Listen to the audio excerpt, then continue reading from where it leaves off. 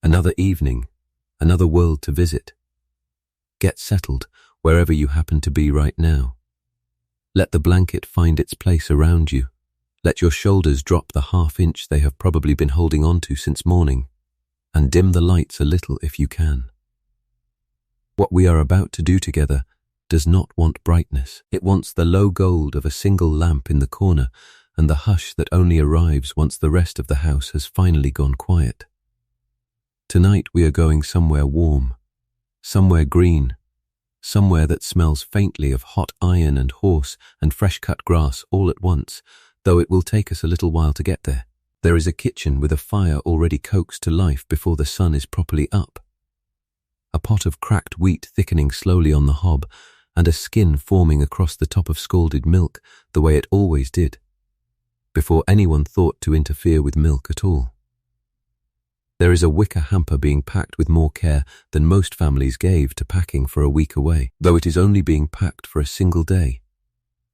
Somewhere in the middle distance, a brass band is tuning its instruments long before anyone is close enough to hear it properly, and upstairs, 2 children are being buttoned into clothes far too heavy for the weather, because that was simply what clothes were. In July, in the year 1895, we are going to spend the whole of tonight with one family and one day. Not a wedding, not a christening, not even a holiday in the sense we would use that word now.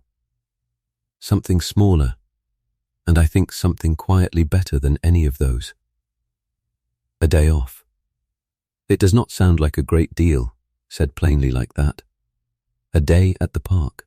But I want you to hold that small, ordinary phrase loosely as we go, because by the time an omnibus brings this family home again in the dark, sunburned and half asleep against one another's shoulders, I suspect you will understand why one Saturday could carry as much weight as it did. So let the world outside get on with whatever it wants to do without you for a while. Let your eyes get heavy if they want to. There is nowhere else you are needed tonight, friend, and nothing here will ask anything of you beyond your attention, and even that only loosely held. Come with me. It is nearly 6 o'clock on a Saturday morning in the West Riding of Yorkshire, and somewhere below the hill, in a kitchen that is not yet properly awake, a woman is already standing at a stove. Tonight we are following an ordinary working household through one full day of leisure in an English mill town in the summer of 1895. Specifically, we are going to a public park, the kind that a wealthy manufacturer built and simply gave away to the town. And we are going to watch what it actually demanded. In money, in labor, in sore feet and starched collars and quietly gritted teeth, for a family like this one to enjoy a single afternoon of rest.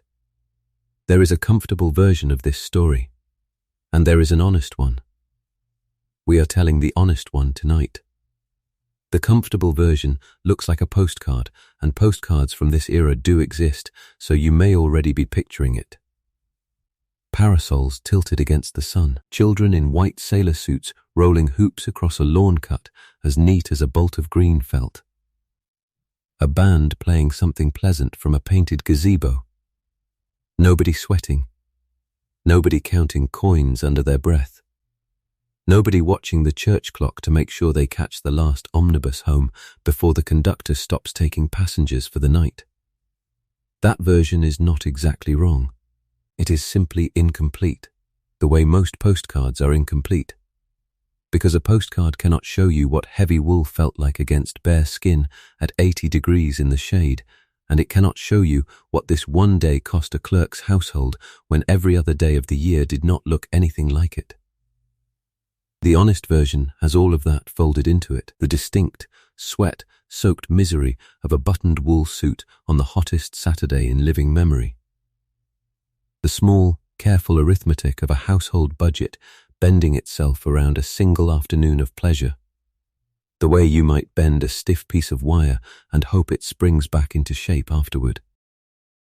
And, sitting right alongside the discomfort and the arithmetic, something entirely real and entirely unguarded. A child's face the first time he watches a fountain thrown 15 feet into the summer air by nothing but the pressure of falling water. because he has never in his short life seen anything remotely like it before. By the time we are finished tonight, I think a day at the park in 1895 will look considerably less simple to you than it does right now, and considerably more remarkable. Before we go any further, if you find yourself drawn to evenings like this one, if you would rather sink into a history you can walk around inside than memorize a shelf of dates, I would be glad if you took a moment to subscribe. It costs you nothing, and it tells me, in the only language this platform seems to understand, that these long, quiet evenings are worth the making of more of them. If you feel like it, tell me in the comments where you are tonight and what the clock says where you are right now. I do read them, usually the next morning, usually with the same lamp still burning in the corner. However you found your way to this fire tonight, I am glad of the company. Friend, now, let us go back. It is the last Saturday of July in the year 1895 in a town built almost entirely of dark stone and wool and coal smoke, and somewhere below the hill, a fire that went cold sometime after midnight is being coaxed back to life in a kitchen grate. The town sits in a fold of the Pennine Hills in the West Riding of Yorkshire, and it has been built, quite literally, out of the ground beneath it. The stone that makes every terrace and mill and chapel here was quarried from the same hillsides that now hold the town up, so that the whole place has a strange, unified colour to it, a soot-darkened gold that some visitors find beautiful and some find grim, and most residents have simply stopped noticing at all. Mill chimneys stand over every district like a second range of hills, taller in places than the church steeples, and at 6 in the morning most of them are already breathing thin grey smoke into a sky that promises, even at this hour, to turn hot and cloudless by noon. The air carries several smells layered on top of one another, the way the air in these towns always does. Coal smoke first, always coal smoke, settled so deep into the stone and the washing on the lines that people who grow up here stop smelling it the way you stop smelling your own house. Underneath that, horse manure in the gutters, horse sweat from the dray animals already working the steep streets, horse hide from the tack hanging in a dozen stable yards. There is yeast from a bakery 3 streets over, already 3 hours into its work. There is the green, mineral smell of the beck that runs through the bottom of the valley, more sewer than stream in places, though nobody says so out loud. And this morning, because it is high summer and the grass on the hillside pastures has just been cut, there is something sweeter threaded through all of it, cut hay drifting down from the fields above the last row of houses, which is the only reminder that the countryside still exists somewhere close by, even here. A heath-topped hill rises at the northern edge of town, high enough that a beacon was once lit there in centuries past to warn of invasion, and though no invasion has threatened this valley in living memory, the hill has kept the name it earned then, and still serves the town as an informal weather gauge. This morning its long grass slope shows clear against a sky already scrubbed of the low cloud that hung over the valley at first light, and more than one household along Providence Row will have glanced up at that hill before deciding, this morning, what to wear and what to pack, on the theory, held with more confidence than any real science, that a clear Beacon Hill by 7 o'clock promises a fine day and a misted one threatens rain by noon. Today it stands entirely clear, which is precisely the small, unremarkable piece of folk forecasting that let Edith finish her packing last night without a single worry about the weather turning against a full year of saving. The sounds arrive in their proper order, the way they do every single morning of the working year. First, the mill hooters, a chorus of low, flat blasts from 3 or 4 different works competing to be heard over the hills, calling in the workers for the Saturday half-day that the Factory Acts have only recently made a fixed and reliable thing rather than an employer's occasional kindness. Then the milk cart, iron-wheeled, its churns knocking against each other on the cobbles as the carter makes his rounds with a tin measure hanging from his belt. A church bell somewhere higher up the hill, marking the half-hour with no special urgency. Doors opening. Clogs on stone, that distinctive wooden clatter that belongs almost entirely to mill towns. Worn by people who cannot afford to replace leather boots more than once every few years and so wear wooden-soled clogs instead for anything that involves standing on wet stone floors all day. The streets themselves are narrow, terraced rows climbing the hillside in straight lines because that is the only way to fit housing onto a slope this steep. The houses are stone through and through, 2 rooms up and 2 down in most cases, with a scullery tacked onto the back and a shared privy in the yard behind. Windows are small, partly for warmth in a climate that is cold and wet for most of the year, and partly because glass was taxed for most of this century and habits formed under a tax outlive the tax itself by several decades. The roofs are stone-flagged rather than slated in the older streets, heavy enough that the walls beneath them have to be built thick to carry the weight, which gives even the humblest terrace a strange, fortress-like solidity. Already the street carries its usual early traffic, even on a Saturday.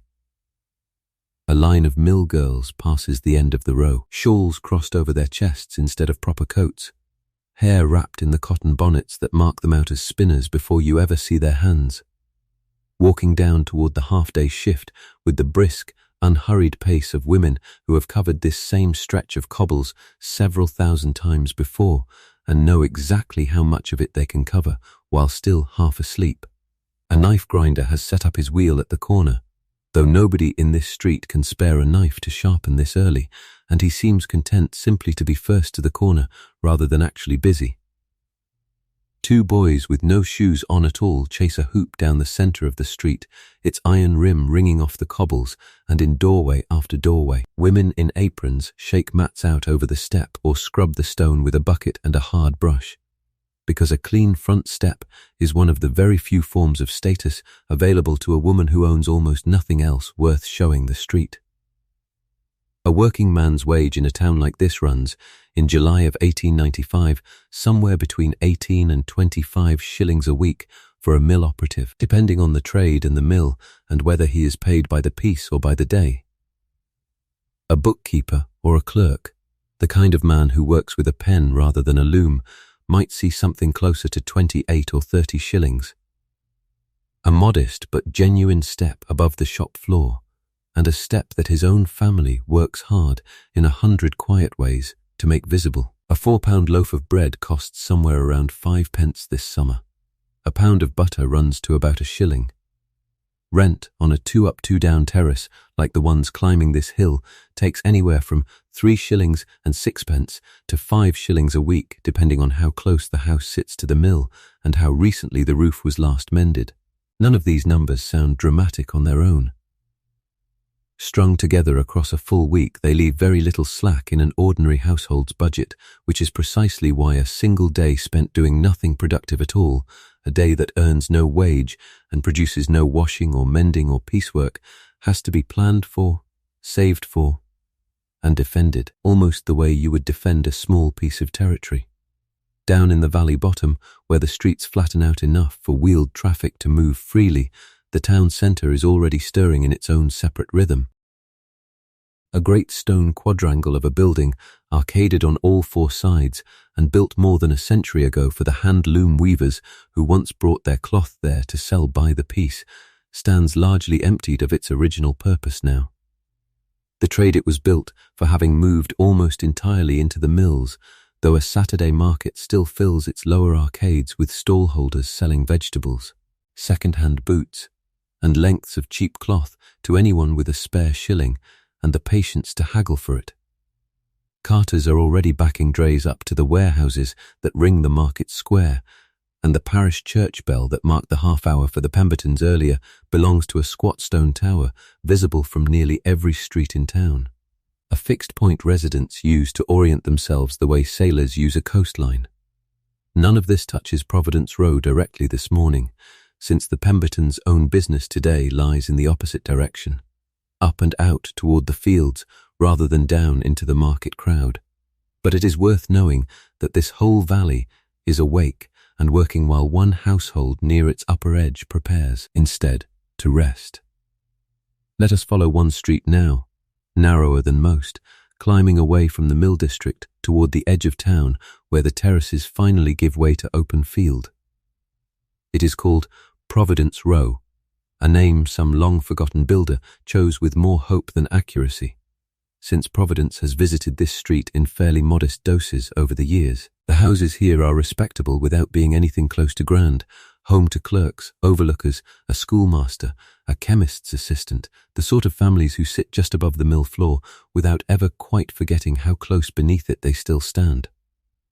Halfway along, behind a door painted a dark, serviceable green, a house has just begun to stir.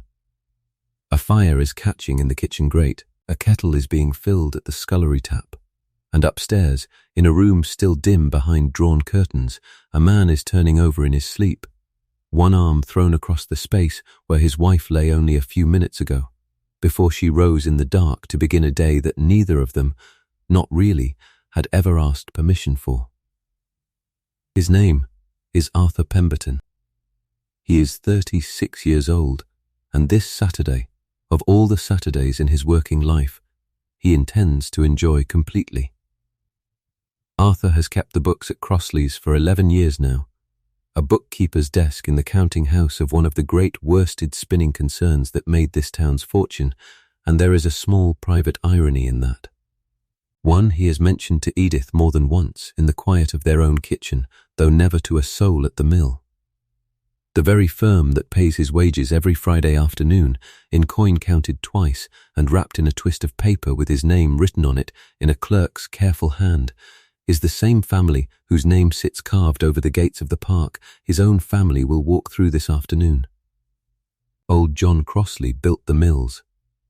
His son Francis gave the town its park, nearly 40 years ago now, a gift of land and fountains and formal walks handed over, as the story is always told, so that working people might have somewhere green to spend the leisure that the mills themselves had left them so little time to enjoy.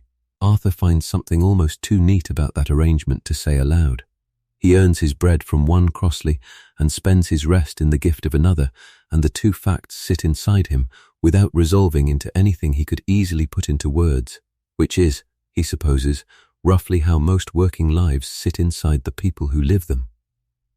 He is not a large man, nor an especially striking one, sandy-haired, going faintly grey at the temples in a way that makes him look, he privately suspects, a few years older than he actually is, which he considers no bad thing in a bookkeeper. His hands are a clerk's hands, ink stained at the middle finger where the pen rests, soft compared to a mill worker's, though he keeps a private, slightly defensive pride in the fact that his father before him worked a loom and lost 2 fingers to it before Arthur was even born, so that whatever softness sits in his own hands was purchased, in the family's accounting, at a fairly steep price. Arthur himself began work at 11 as an errand boy for the very counting house he now keeps books for, running messages between the mill floor and the office on legs that grew tired long before the working day ever properly ended. He was, by his own quiet account, a careful, watchful child, the kind of boy a sharp-eyed clerk notices standing patiently by the door rather than fidgeting, and it was exactly that noticed patience that earned him, at 14, a place learning figures at a high desk rather than a lifetime standing at a loom the way his father had. He does not tell this story often, and never at the mill itself, but he has told it to Walter more than once, usually without quite meaning to, usually while helping the boy with his own sums at the kitchen table of an evening, because he wants his son to understand, without ever being made to feel burdened by the understanding, exactly how narrow the path between the mill floor and the counting house desk actually was, and how easily, on a different day with a different clerk standing at that door, it might never have opened for him at all.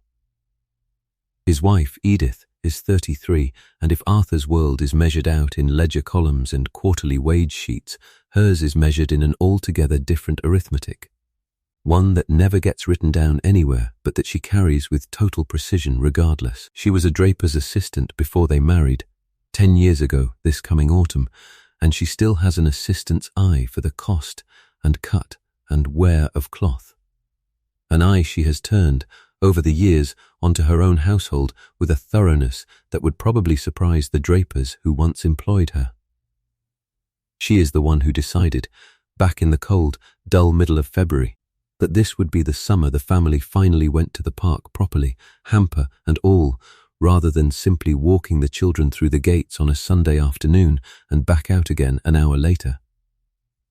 She is the one who has been setting pennies aside in a chipped willow-pattern jug on the top shelf of the dresser ever since. A coin or two most weeks, sometimes skipped entirely when the coal bill came in heavier than expected, until the jug held, as of last night, exactly what she had privately hoped it would hold. She came to the drapery trade, and eventually to Arthur by a fairly ordinary route for a woman of her position. Her own father kept a small shop selling boots and mending leather, respectable but never prosperous, and Edith was sent out to earn her own keep at 16 behind a drapery counter 3 streets from her family's door, measuring cloth and folding it back along its original creases with a precision that customers came over the years to specifically request her for. She met Arthur across that same counter. In fact, when he came in one Saturday to buy a length of black ribbon for his mother's mourning bonnet and stayed considerably longer at the counter than the transaction strictly required. She does not tell that story the way Arthur tells his own path from errand boy to clerk. She tells it lightly, almost as a joke against herself, though Arthur has noticed, in 10 years of marriage, that she keeps the exact same length of black ribbon still, folded into a drawer she thinks he does not know about, which suggests the story means rather more to her than her light telling of it lets on. She keeps her own small book too, though hers holds recipes and household remedies rather than figures, copied out in a careful hand from her mother before her, and added to over the years with whatever new economy or cure a neighbour happened to pass along.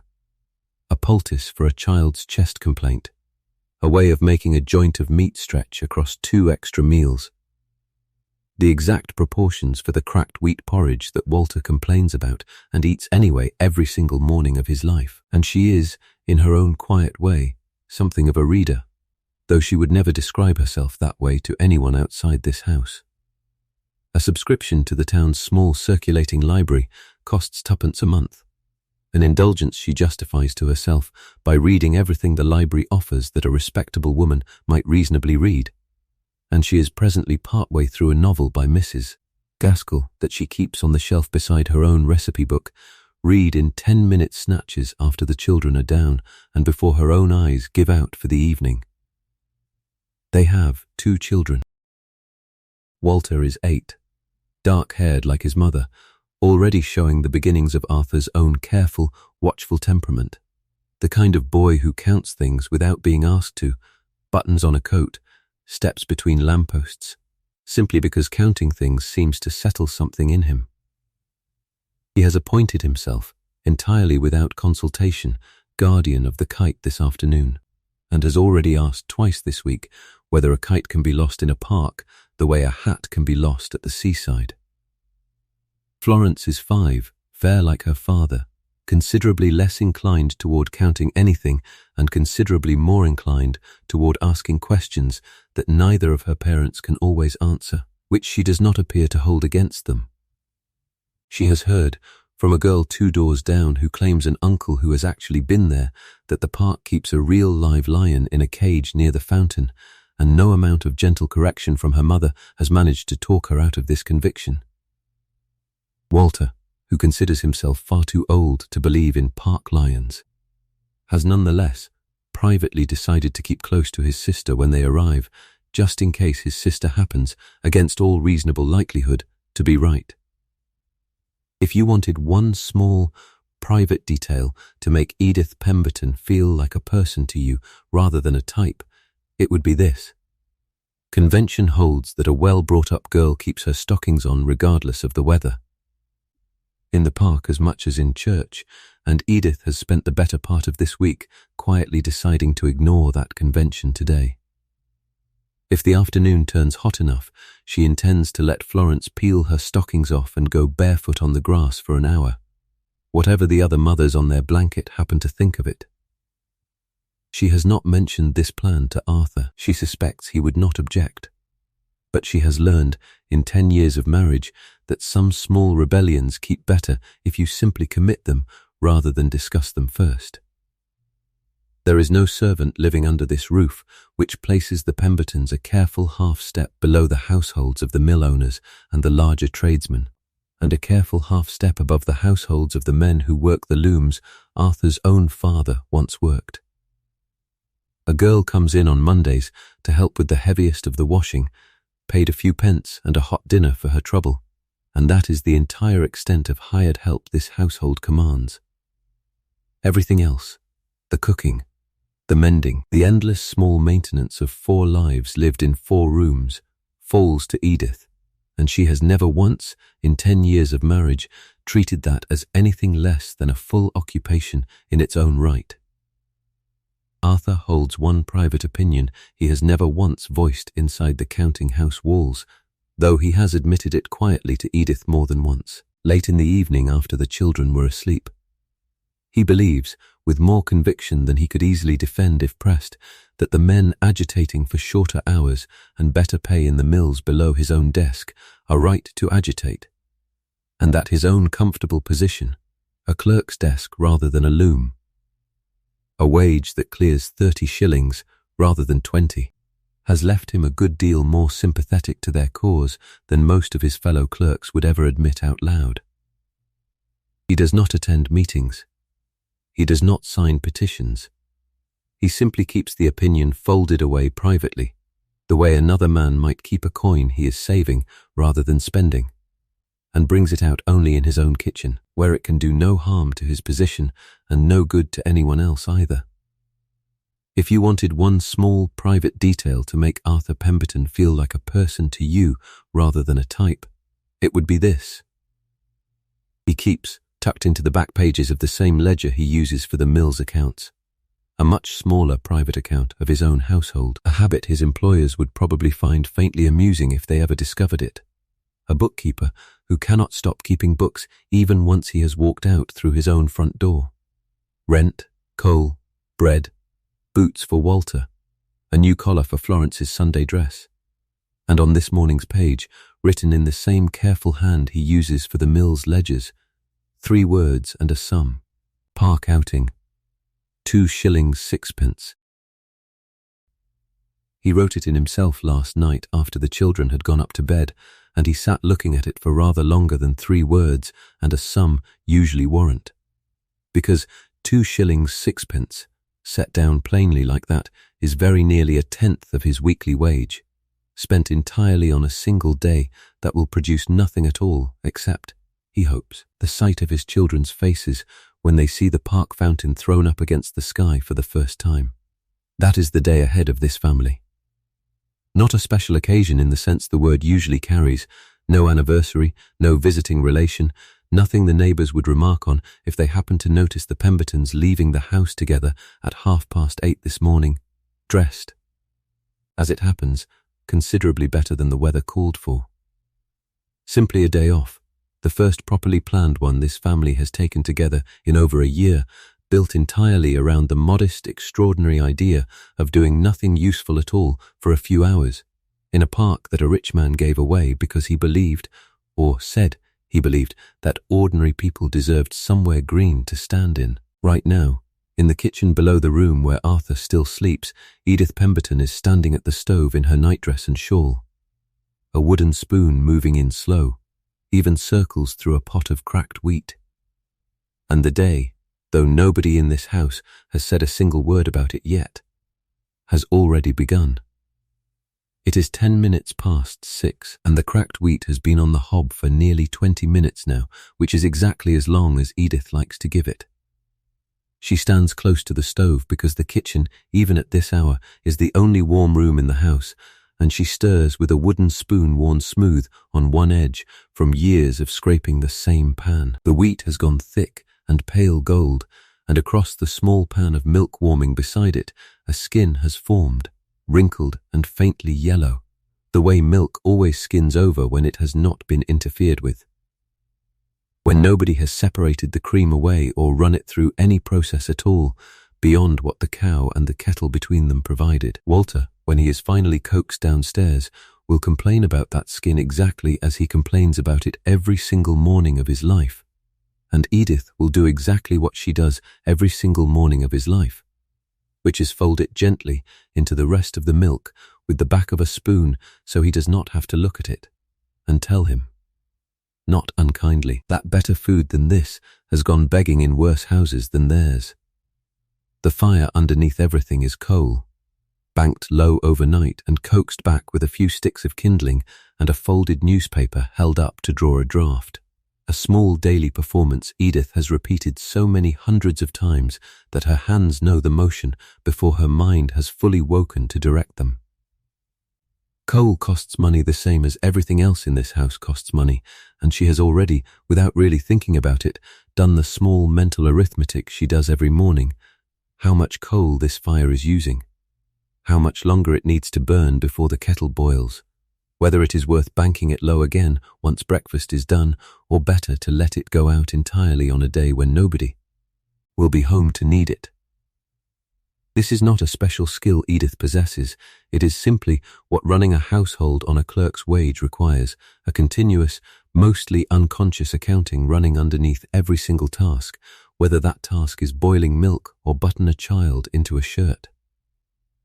Upstairs, Arthur is awake now, standing at the washstand in his nightshirt, working a bar of yellow soap into a thin lather with a shaving brush gone soft at the bristles. The water in the jug is cold, because heating water for a shave on a morning like this feels like an indulgence neither of them would quite say out loud but both of them privately agree on, and cold water shaving is simply one of the many small physical discomforts a man like Arthur absorbs without much noticing anymore. The way you stop noticing a stone in your boot that has been there long enough.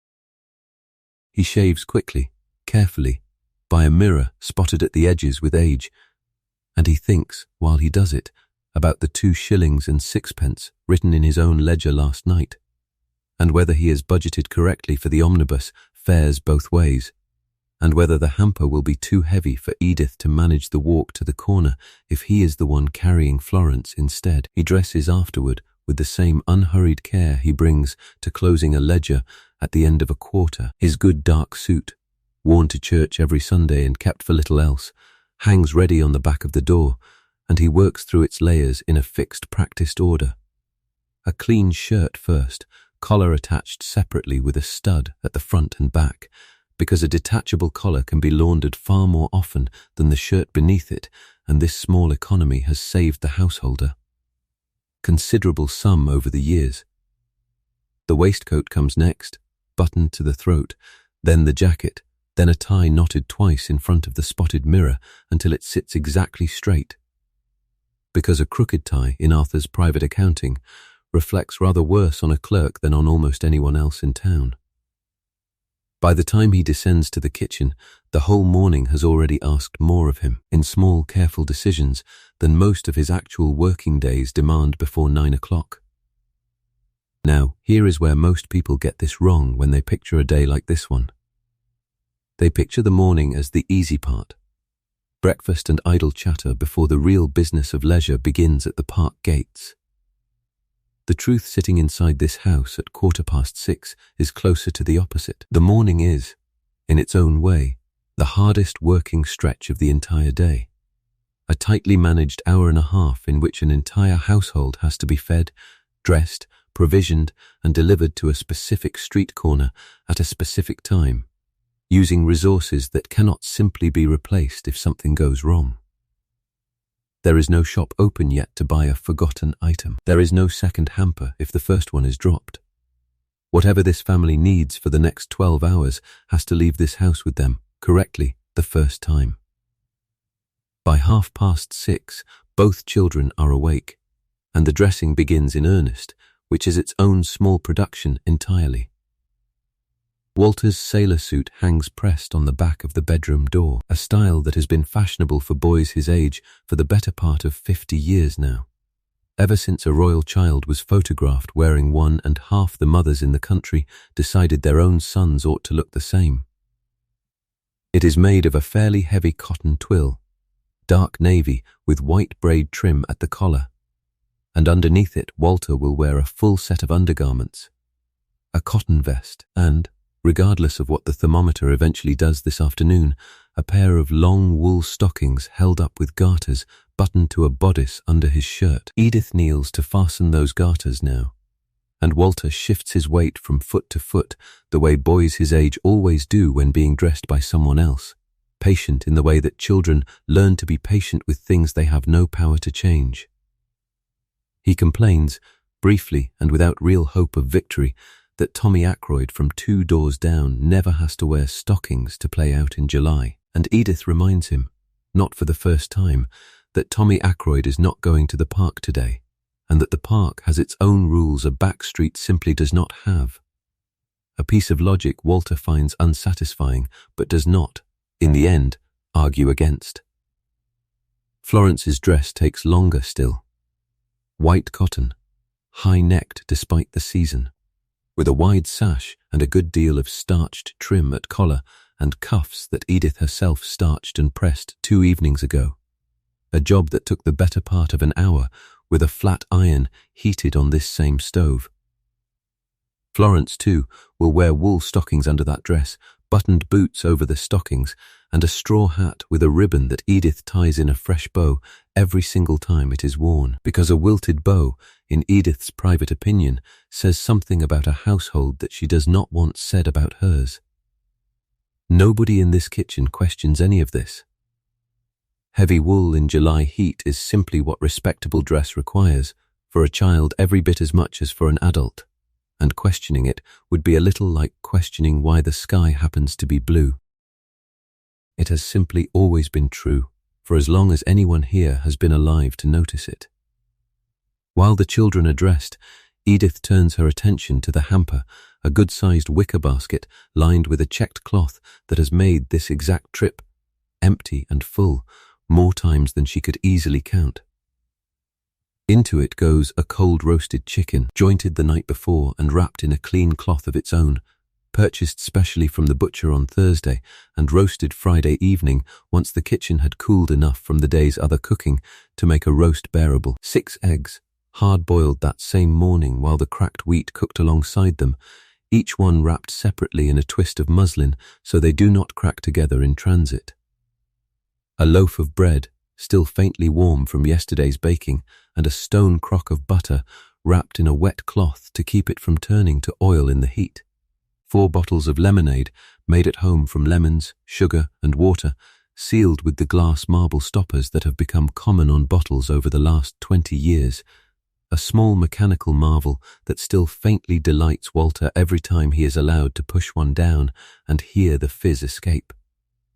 A tin of shortbread biscuits, saved back from a batch Edith made specifically with today in mind, and finally, tucked into a side pocket of the hamper where it will not be crushed, the willow-pattern jug's entire contents, transferred the night before into a small drawstring purse, coins that Edith has counted twice already this week, and will count again, privately, before they board the omnibus.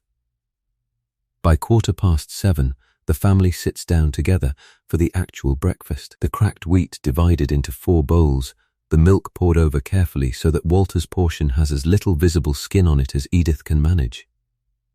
There is a correction worth making here, gently, because it touches something larger than this one meal.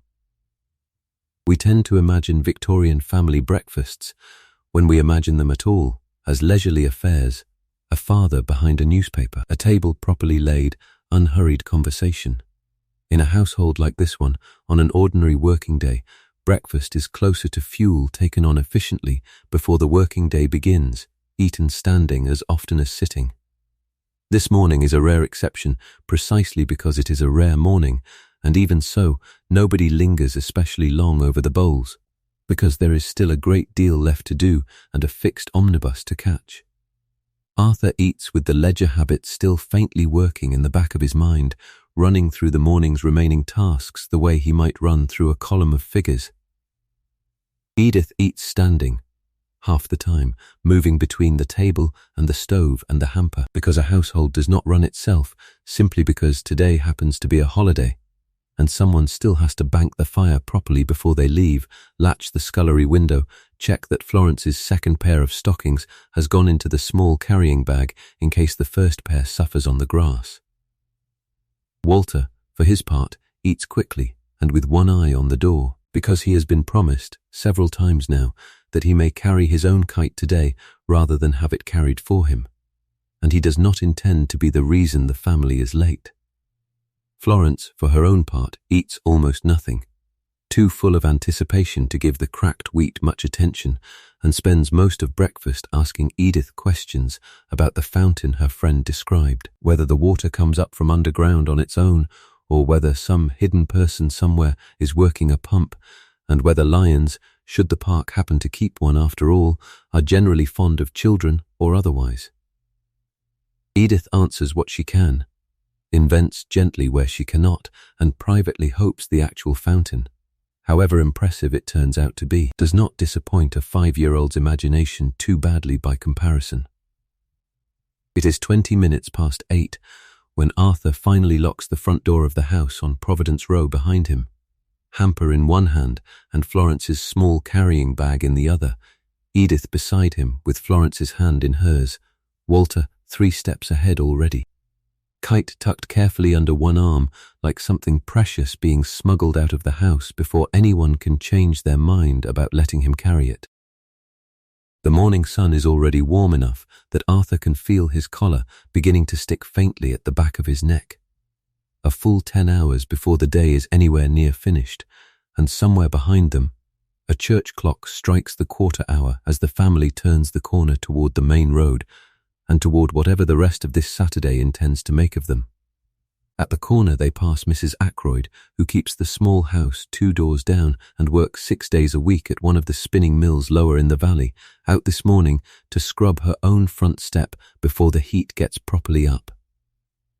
She straightens as the Pembertons pass, taking in Florence's white dress and Walter's braided collar with the frank, unembarrassed appraisal that neighbours reserve for exactly this kind of occasion, and calls out that they look very fine indeed. Off to the park, then, and Edith answers that they are, and asks after Mrs. Ackroyd's own boy, laid up with a chest complaint since the spring. It is a short exchange, over almost as soon as it begins, but there is a whole small economy of feeling folded into it. Admiration on one side, a certain careful modesty on the other, because Edith has never wanted her street to think the Pembertons consider themselves above their neighbours, only that today, for reasons that have taken the better part of a year to arrange, they happen to be dressed for somewhere finer than the Millgate. This is one of those moments where the small detail tells a bigger story, so let us stop here for a moment and talk about what a day like this one actually cost, because it is woven through everything else we are going to watch this evening.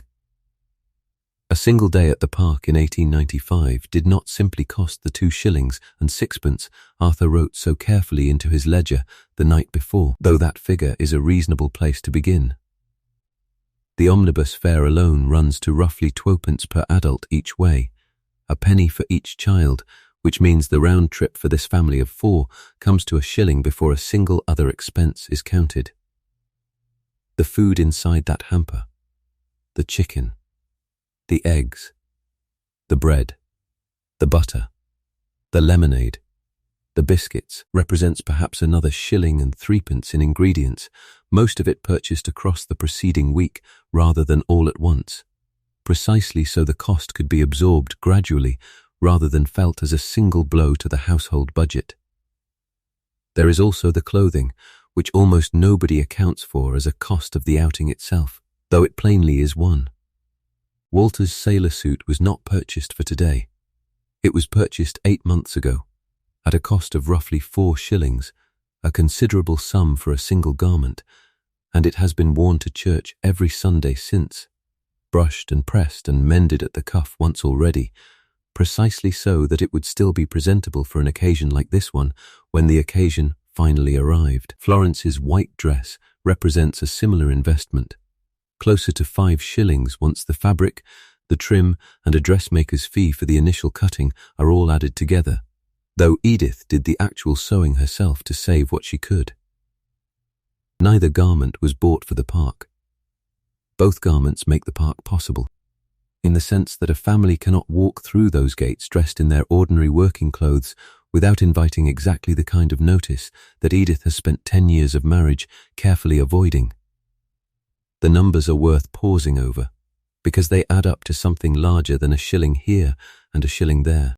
Set against Arthur's weekly wage of roughly 30 shillings, this single day, properly accounted for, clothing included, has cost this family somewhere in the neighbourhood of a full week's rent. Not because Arthur and Edith are careless with money. Precisely the opposite. Because the appearance of respectability in a town like this one was never free, and a family that wished to be seen as the sort of family that took its children to the park on a Saturday had first to become, through months of careful small purchases, the sort of family that could be seen there at all. Not every family on this street will make that same trip today. Mrs. Ackroyd's own household, with her husband on short wages this quarter after the spinning mill cut back its hours, will spend this Saturday afternoon exactly where it spends most Saturday afternoons, on the front step and in the backyard, and nobody on Providence Row will think anything of it one way or the other, because everybody here understands, without needing it explained, that a park outing is not a fixed entitlement of working-class life, but a small, hard-won surplus, available only in those certain years and those certain households where the wages have held steady and the coal bill has behaved itself and nothing larger has gone wrong. Set this figure against a stonemason's wage, closer to 35 shillings a week for a skilled man in steady work, or against a mill overlooker's wage, which might run to 32 or 33, and Arthur's own 30 shillings sits solidly in the middle of the respectable working world. Comfortable enough to manage a day like today, not comfortable enough to manage very many of them in a single year. The park itself, once given to the town, did not maintain itself for free either. The flower beds, the mown lawns, the uniformed keepers patrolling them, all of it was paid for out of the borough rates.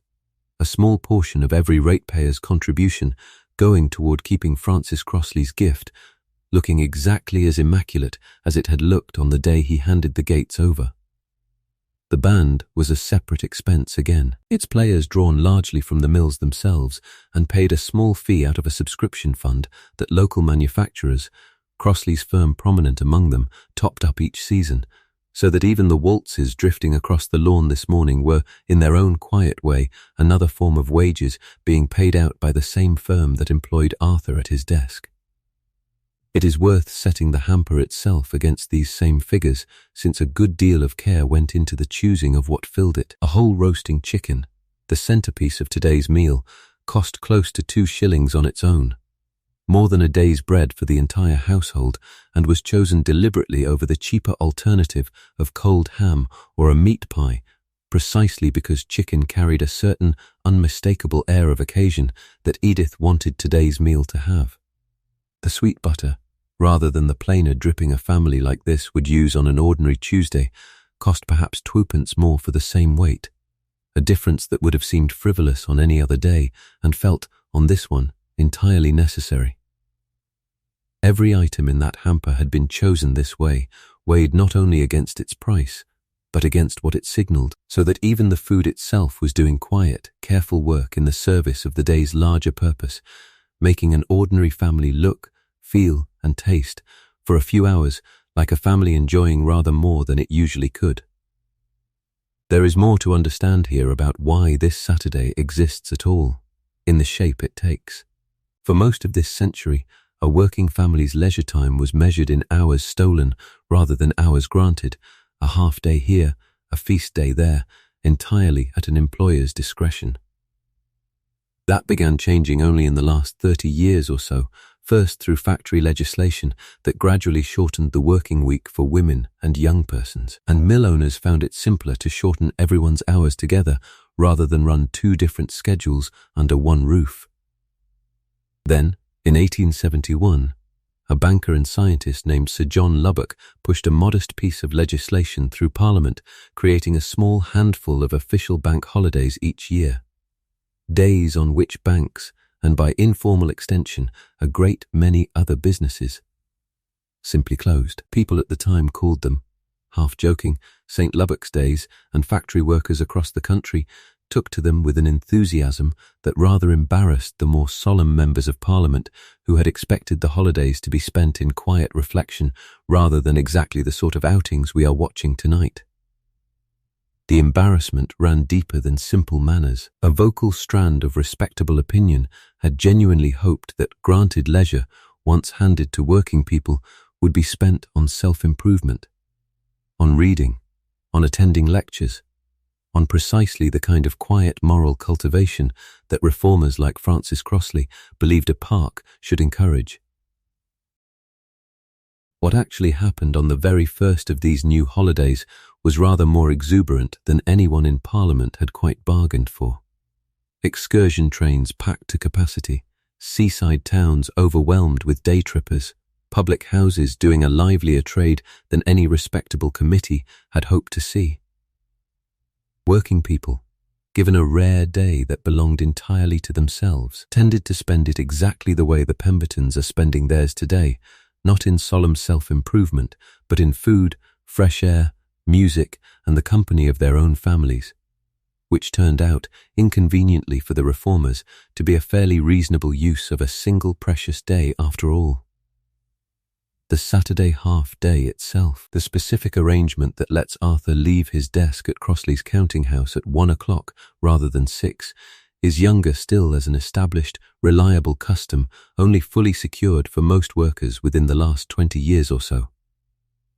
For Arthur's own father, a man who worked a loom on a 6-day week with no fixed early finish at all, a Saturday afternoon like the one his son is about to enjoy would have been almost unimaginable. Not because it was against any specific law, but because there would simply have been no protected hour in which to take it. For Arthur, this meant something worth sitting with. He is not simply spending money today. He is spending a form of time that did not properly exist, as a guaranteed and protected thing within his own father's working life. And so when he locked his front door behind him this morning, hamper in hand, he was not only closing a house, he was, in a very real and very recent sense, stepping into an entirely new kind of Saturday that Yorkshire itself had only just finished inventing.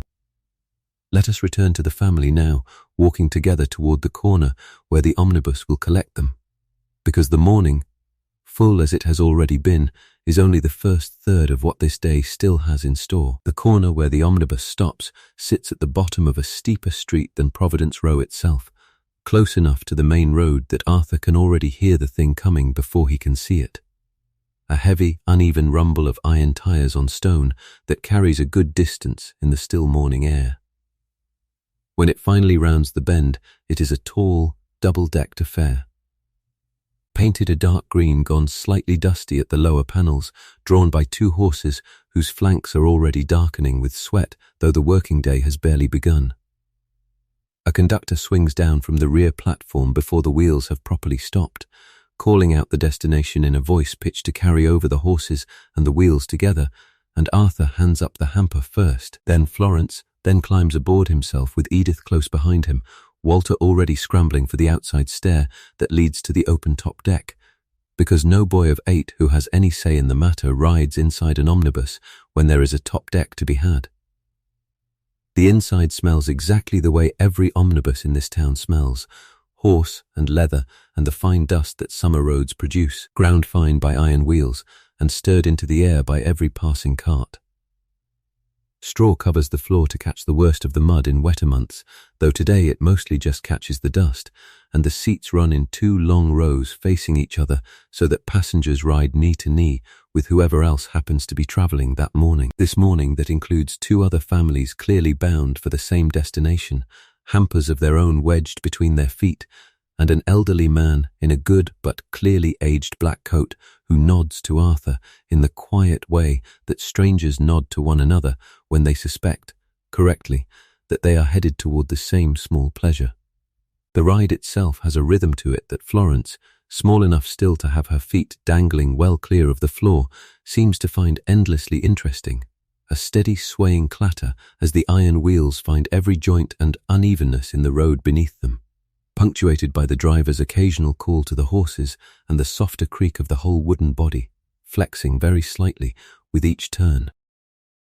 Up above, Walter and a handful of other boys have claimed the open benches on the top deck, and every so often a burst of their laughter drifts down through the floor, along with a fine, gritty drift of road dust that nobody inside seems to mind especially, since minding it would accomplish nothing at all. It is warm already and getting warmer, and this is where the day's central discomfort begins to make itself properly known. Under her high-necked dress, Edith wears a corset boned with steel or whalebone, laced snugly enough to hold the correct fashionable line, and over it a chemise, a corset cover, and a full-length petticoat. All of it cotton, but all of it layered, so that by the time the omnibus has covered half its route, she can feel a damp warmth building along her spine that no amount of adjusting her hat brim will relieve. Arthur, in his good dark wool suit, waistcoat buttoned to the throat because an unbuttoned waistcoat in public would simply not do, feels his own collar sticking properly now. Starch gone slightly soft at the fold with sweat. Neither of them says a word about any of this. Complaining about the heat inside proper clothing is, in its own small way, almost as socially unthinkable as leaving the house without the clothing in the first place, and so the discomfort simply gets carried, quietly, the way a great many things in this life get carried. The omnibus company itself, painted green livery and all, is a private concern, one of two competing firms licensed to run routes through this end of town, and the two horses drawing this vehicle will be swapped out for a fresh pair partway through the day, since a horse can only be worked so many hours before the company's own overseer, mindful of both the animal's welfare and the cost of replacing an animal driven into the ground, insists on a change. The fare structure rewards the company handsomely on a Saturday like this one. Every seat filled both directions, and Arthur has noticed, without ever quite resenting it, that the omnibus proprietors stand to make rather more from this single day of park traffic than most of the families riding out to enjoy it will spend all week on food. By 9:30, the omnibus has left the last of the mill streets behind and is climbing a gentler road lined with young trees, and Florence, who has been leaning as far out the open side as Edith will allow, suddenly sits up straight and points, unable to get the word out fast enough to satisfy herself. Gates, tall iron gates, painted dark green to match the omnibus itself as though the whole town had agreed on the colour by accident, set into a stone wall with a lodge house on either side, and beyond them, visible even from the road, a long formal walk lined with clipped shrubs, leading the eye up a gentle slope towards something bright and white that Florence is quite certain, based entirely on the story her friend 2 doors down told her, must be a lion's cage. It is not a lion's cage. It is a fountain, and once the family has climbed down from the omnibus, paid the conductor, and walked the short distance in through those iron gates, they can all see it properly for the first time this year. A broad stone basin with a central column throwing water a good 15 feet into the bright morning air, catching the light in a way that makes Florence stop walking entirely and simply stare, both hands pressed flat against her skirt as though she is worried she might otherwise reach out and try to touch it from 30 feet away. Walter, trying very hard to look unimpressed in the manner of boys who have decided they are too old to be impressed by things, nonetheless stands very still for a long moment before remembering himself and asking whether they might go and look at it properly. They do. The park unfolds around them the way it was clearly designed to unfold. Gravel paths curving between beds of massed summer flowers, geraniums and lobelia and calceolaria planted in the tight, formal patterns that gardeners here call carpet bedding, laid out with almost mathematical precision, red and blue and yellow arranged in bands and circles that would not look out of place, stitched into a piece of needlework. Beyond the formal beds, the ground opens into wide lawns, mown so close and so evenly that Edith privately thinks they look almost unnatural. Grass simply does not behave like this on its own, and stone terraces step down the slope toward an ornamental lake where a pair of swans move with the unhurried confidence of creatures who have never once had to consider their own household budget. Florence is allowed close enough to the fountain basin to trail 2 fingers through the cold spray thrown off its edge, an act she performs with the solemn concentration of someone touching something sacred, and pulls her hand back, laughing at how much colder the water is than the July air around it. Near the lake path, a man with a folding camera and a black cloth draped over one shoulder has set up a small painted backdrop of a Swiss mountain scene, offering to take a family's photograph for $1 and deliver the finished print by post within the fortnight. Arthur pauses in front of the backdrop just long enough for Walter to ask whether they might have their portrait made, and just long enough for Edith to catch his eye in the quiet, wordless negotiation of 10 years of marriage, before he tells Walter, gently, that $1 is $1 they have already spent twice over on getting here at all, and perhaps another year. Walter accepts this with only a small, quickly buried disappointment, and the family walks on past the mountain backdrop toward the sound of the band. Though Edith privately notes, as she notes most things, that $1 for a photograph is very nearly half of what she spent provisioning the entire hamper, and resolves, without saying so aloud, that next year's jug might simply need to hold a little more. Florence, for her part, forgets about the photographer entirely within a few steps, distracted by a pair of ducks paddling near the lake's edge, and Arthur watches her go with a private relief that the disappointment, at least in his youngest, never seems to last very long at all. Walter, older and slightly more prone to holding on to a grievance, mentions the photograph twice more before lunch, each time a little less insistently than the last, until even he seems to lose interest somewhere between the second mention and the smell of the chicken finally coming out of the hamper. From somewhere near the center of all this, carried faintly on the warm air, comes music. A brass band has set up inside a painted iron gazebo at the heart of the park. Perhaps a dozen players in dark uniform jackets despite the heat, working their way through a waltz that none of the Pembertons could name, but all of them recognize. In the loose way you recognize a song you have heard drifting from open windows and passing bandstands your whole life without ever learning its title. The music is not loud. It was never meant to be loud. It exists to fill the middle distance the way birdsong fills a garden, present enough to notice, gentle enough to ignore, exactly the kind of soft, unhurried sound this whole park was built to hold. Above the gazebo, the ground rises again toward a stone obelisk set at the highest point of the grounds, a memorial of some kind.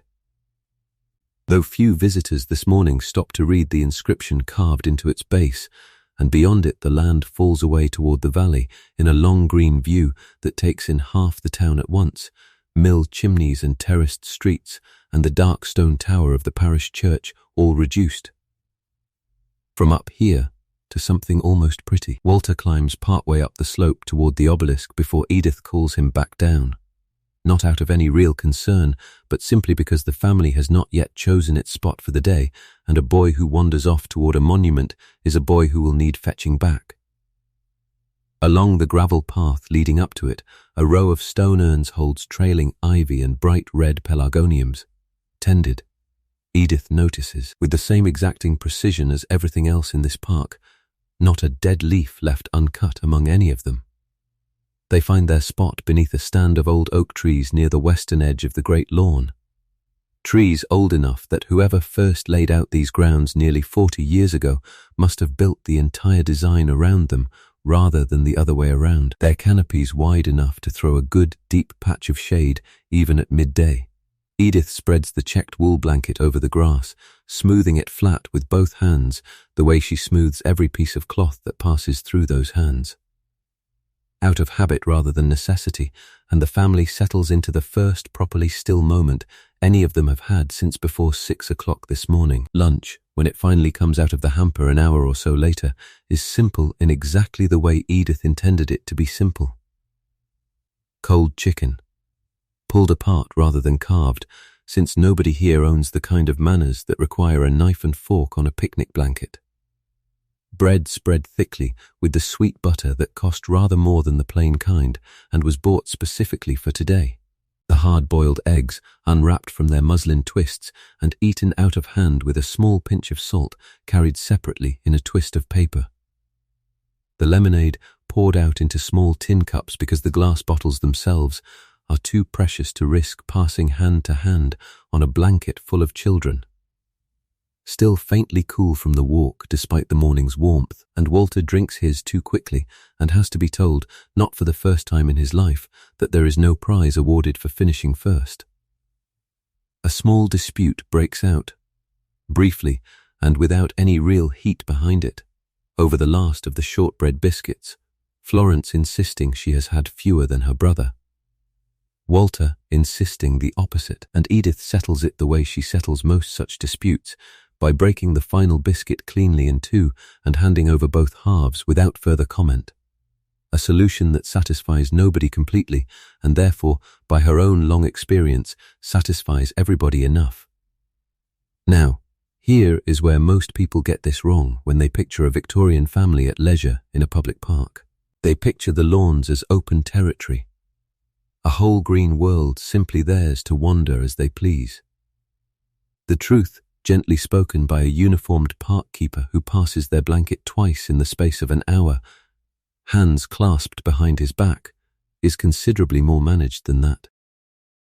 Certain lawns nearest the formal beds are marked by small painted signs and by long custom as ornamental only, not to be walked upon at all.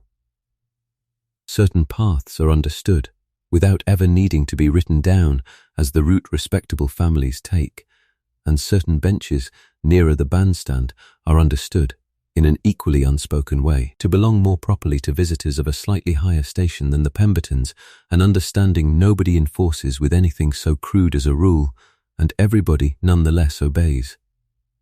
It is nearly 1 o'clock, and the sun has climbed high enough now that even the oak's generous shade has begun to shrink back toward the trunk, when the brass band pauses between pieces and the whole park seems, for just a moment, to exhale together, and Edith Pemberton leans back on her hands in the grass, closes her eyes against the light, and allows herself, for perhaps the first time all year, to simply sit and be warm, and do absolutely nothing at all.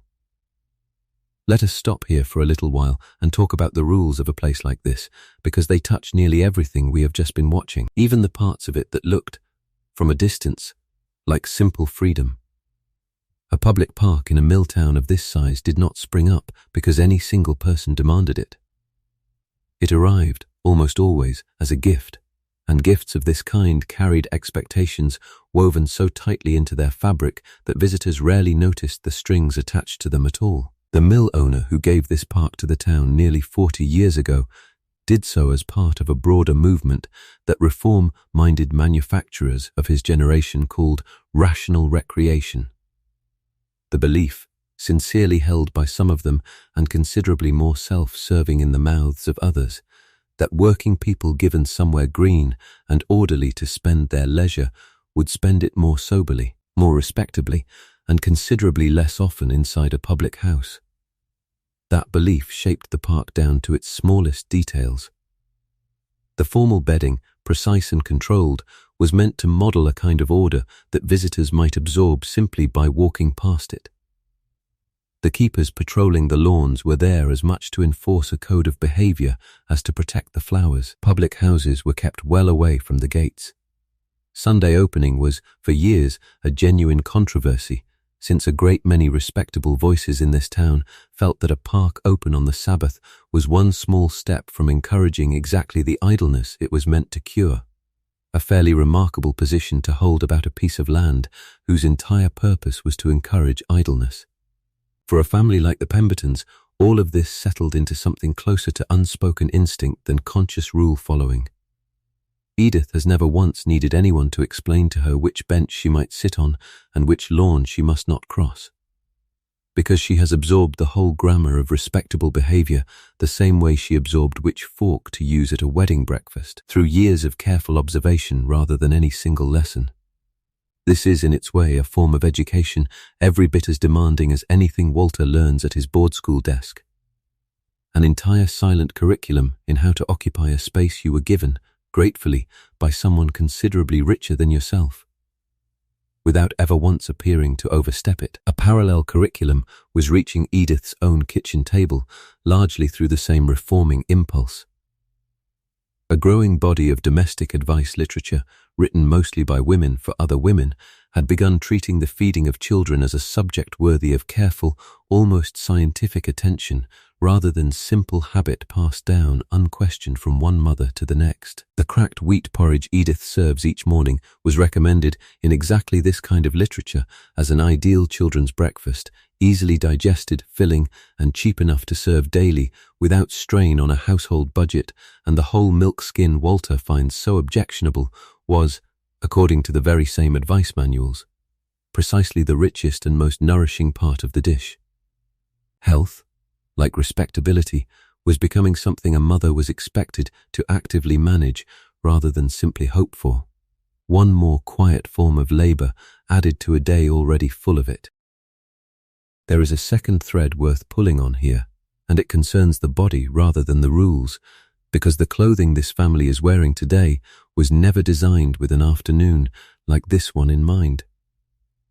Physicians of this period wrote with genuine and growing concern about the effects of tightly laced corsets and heavy layered wool worn in summer heat, warning of fainting, of restricted breathing, of what contemporary medical writers called nervous exhaustion brought on by the body's inability to cool itself properly.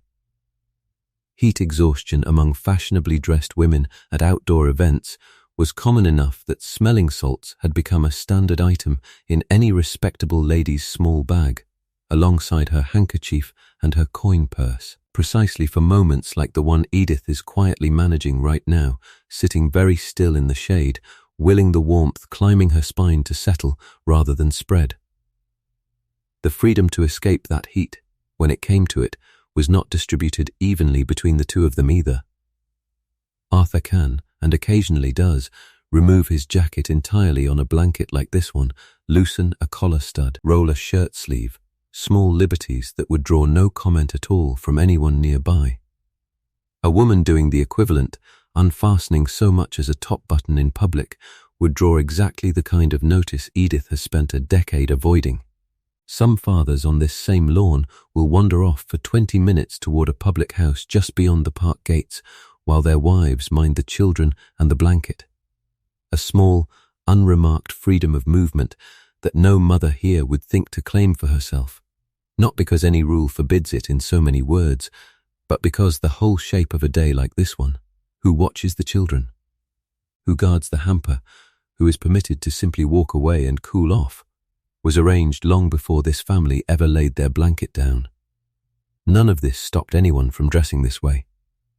Fashion, in 1895 as in most eras, answered to a logic considerably older and considerably more stubborn than medical advice, and a woman who arrived at this park in anything less than full, correct, layered dress would have drawn far more discomfort from the stares of her neighbours than she ever saved in physical relief. Edith knows this without needing to be told.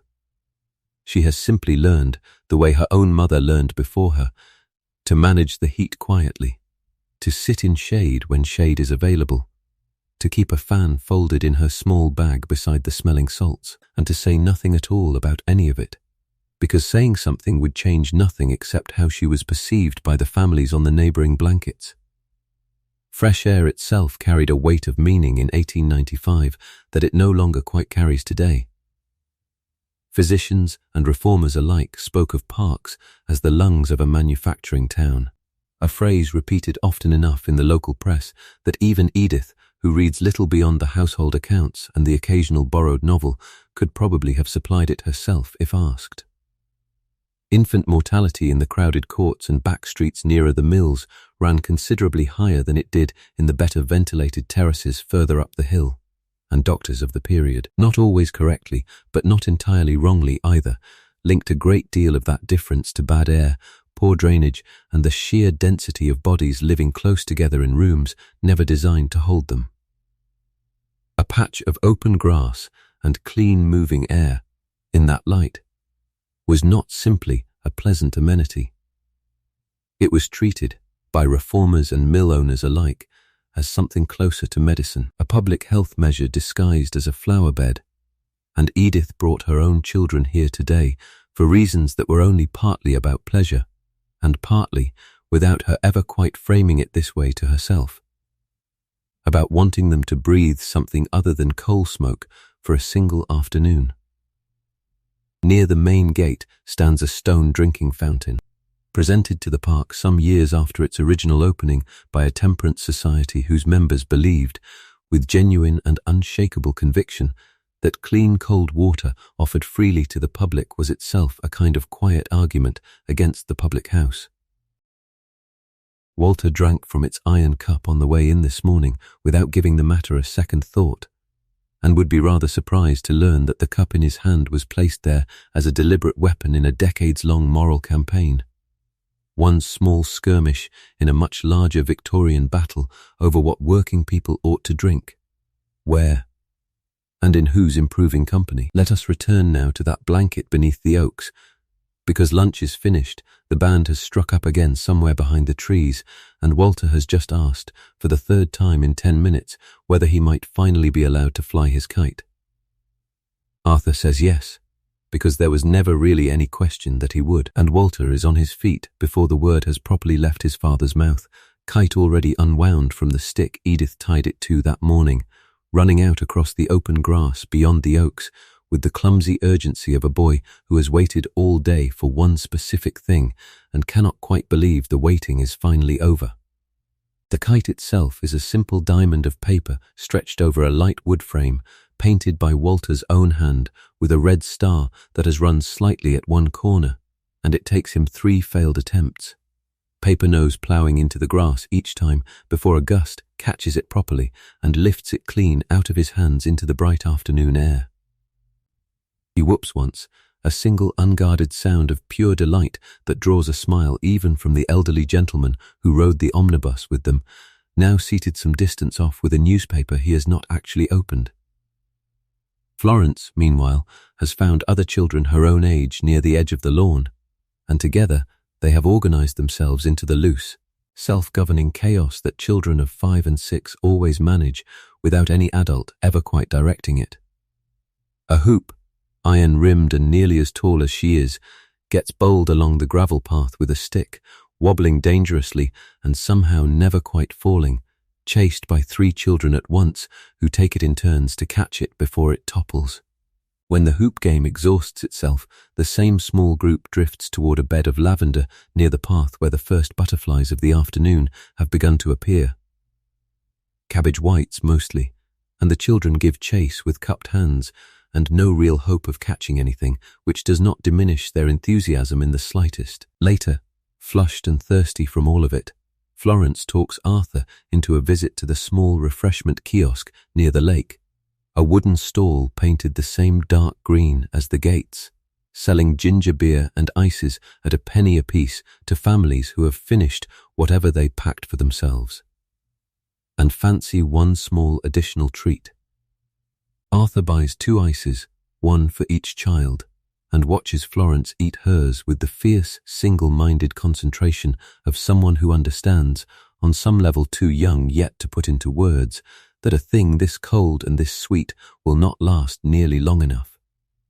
Edith watches all of this from the blanket, with her knees drawn up and her arms wrapped loosely around them, and she allows herself something she rarely allows herself on an ordinary day, which is simply to watch her children be children, without simultaneously calculating what needs doing next. There is no washing waiting on the line. There is no dinner that needs starting in 40 minutes. There is only this: Walter's kite dipping and climbing against a sky gone properly blue now that the morning haze has burned off. Florence shrieking with laughter as a butterfly slips through her fingers for the 4th time. And Arthur beside her on the blanket, jacket finally removed and folded beside him, waistcoat unbuttoned by exactly 1 button in what amounts, for a man of his careful temperament, to a small act of rebellion against the day's own rules. It is worth pausing on that unbuttoned waistcoat button for a moment, because it says something larger than it appears to say. For 6 days out of every 7, Arthur's life runs according to a rhythm he did not choose and cannot meaningfully alter. A ledger to balance by a fixed hour. A desk he cannot leave without permission. A collar that stays buttoned and a jacket that stays on regardless of the temperature in the counting house. Because that is simply what is expected of a clerk who wishes to remain a clerk. This single afternoon under these old oak trees is the one stretch of his entire week in which nobody at all is watching to see whether his waistcoat is properly fastened, and the small, almost embarrassed pleasure he takes in unfastening it himself tells you something true about how tightly the rest of his life is normally held together. The afternoon wears on in the unhurried way that afternoons like this one are meant to wear on. The band, somewhere behind the trees, works through a rotation of waltzes and marches that repeats itself, more or less, every hour or so, and by the third repetition even Florence has stopped noticing the tunes changing at all. The music simply becoming part of the park's weather, like the warmth or the smell of cut grass. Other families occupy the lawn around them at a polite, unstated distance, blankets spaced far enough apart that nobody feels crowded and close enough that a shared sense of occasion still passes between them. Nods exchanged. A ball once returned when it rolls too far in the wrong direction. Small kindnesses offered between strangers who will likely never learn one another's names. Once, a little after 2, a private carriage draws up at the far gate and deposits a family Edith recognizes by sight if not by name. A mill owner's household from up on the better side of town. The mother in silk rather than cotton. A nursemaid trailing behind with a child too young to walk unassisted. They take the shaded benches nearest the bandstand without needing to look for them first. The way you take a seat you already know is yours. And for a moment Edith watches them settle with something that is not quite envy and not quite resentment. Closer to a plain, clear-eyed recognition that the same park gates open onto rather different afternoons depending on which side of them a family happens to have been born. By 4 o'clock, the shade under the oaks has shifted enough that Edith moves the blanket a few feet to keep the children out of direct sun, and by 5, Walter's kite has finally, inevitably, come down for good, its string tangled in the lower branches of a tree at the edge of the lawn. A minor tragedy that occupies exactly 4 minutes of genuine grief before Walter decides, with the resilience common to boys his age, that he did not much want to fly it anymore anyway. Arthur makes a token effort at retrieving it, jacket already off, reaching up into the lower branches while Walter offers a stream of unhelpful direction from below, and manages after a minute or two to work the string loose and bring the kite back down. Its paper torn clean through at one corner in the process, a small feat that earns him a look of undisguised admiration from his son regardless. One Arthur will privately treasure rather longer than the moment itself lasted.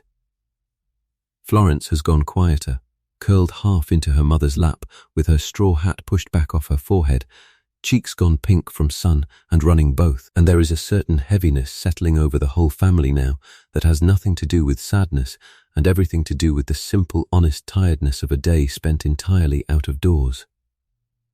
Now here is where most people get this wrong, imagining a family's return from an outing like this as a disappointment. The fun ending, the ordinary week reasserting itself, what is actually happening on this blanket as the light turns from gold slowly toward amber is closer to a kind of settling than an ending. 6 days of factory hooters and ledger columns and coal fires and careful counted pennies pressed briefly, entirely out of the family's collective mind by grass and sunlight and a brass band playing waltzes nobody could name. For an ordinary working household in 1895, that kind of uninterrupted stretch of unproductive hours is genuinely rare, and the tiredness settling over this blanket now carries something almost sweet in it. The specific fatigue of a body that has been allowed, for one whole day, to simply exist rather than perform. By 7:30, with the light beginning to lean properly toward evening, the family gathers itself together for the walk back to the gates. The hamper is considerably lighter going out than it was coming in, the checked blanket refolded and slung over Arthur's shoulder. Florence's shoes back on over stockinged feet that spent a contented hour that afternoon bare on the grass, a small private victory Edith counts to herself and says nothing about. Walter carries the broken kite anyway, string wound clumsily around the stick, unwilling to leave any part of his day behind even in its diminished state. The same uniformed keeper who passed their blanket earlier in the day is making his rounds again now, moving unhurriedly across the lawns and reminding lingering families with the same mild, practiced courtesy each time. That the gates close promptly at 8, and that anyone still inside after the bell will find the walk to the nearest alternative exit considerably longer. Nobody argues with him. Nobody ever seems to argue with him, in fact, and Edith privately suspects that his real skill lies less in any authority the town has granted him than in the sheer, unbothered calm with which he delivers the same small warning to family after family all afternoon, without once raising his voice or his eyebrows. The band, too, is packing away its instruments as the family passes the gazebo, brass cases snapping shut one by one, the day's music folding itself up as neatly and as finally as the checked blanket now slung over Arthur's own shoulder. At the gates, the family passes the same fountain that greeted them this morning, still throwing its column of water into air that has cooled considerably since noon, and Florence insists on one last look before they leave, standing exactly where she stood at 9 o'clock, and watching the water catch what remains of the evening light. Arthur waits without any real impatience, since he has learned, over 8 years of fatherhood, that a child's insistence on one last look at something loved is rarely worth arguing against, and Edith uses the pause to check the hamper's clasp one final time and to count, out of pure habit, the small handful of coins remaining in her purse after the day's spending. 4 pence and a farthing, which she considers, on the whole, a perfectly respectable sum to have left over from 2 shillings and 6pence spent this well. The omnibus back into town leaves from the same corner outside the gates at 8 o'clock, and this one is a quieter vehicle altogether than the cheerful, chattering conveyance that carried them out this morning. The other passengers are mostly other families in the same softened condition as the Pembertons, sunburned and pleasantly exhausted, conversation running thinner and slower than it did at 9 in the morning. The sky above the rooftops has begun its long summer turn from gold to a deep, bruised violet, and by the time the omnibus has covered half its route, both children have gone properly, completely to sleep. Florence with her head heavy against Edith's shoulder, Walter slumped sideways across his father's lap with the broken kite still gripped, somehow, in one loosely curled hand.